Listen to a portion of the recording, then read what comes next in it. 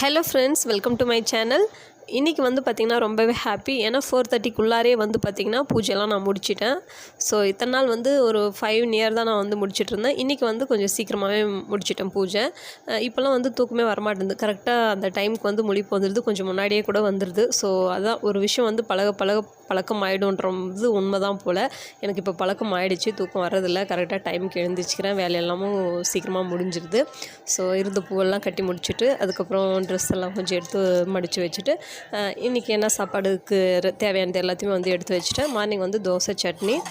மதியம் லஞ்சுக்கு வந்து பார்த்திங்கன்னா ஃப்ரைட் ரைஸ் கேட்டிருக்காங்க. ஸோ அதுக்கான அதெல்லாமே வந்து எடுத்து ஒரு பக்கம் ரெடி பண்ணி வச்சுட்டேன். சட்னி வந்து பார்த்திங்கன்னா நான் வெங்காயம், தக்காளி, பூண்டு, ஒரு கொஞ்சமாக புளி, கொத்தமல்லி, கருவேப்பிலை, பருப்பு, காஞ்ச மிளகாய் எல்லாம் போட்டு வதக்கி அரைச்சிடுவோம். நல்லாயிருக்கும் டேஸ்ட் அது. அப்புறம் ஃப்ரைட் ரைஸ் ஒரு பக்கம் செஞ்சுட்டு என்னோடய முக்கியமான வேலை படிக்கிறது. ஸோ அதுக்கு வந்து உட்காந்தாச்சு. ஓகே, பாய்.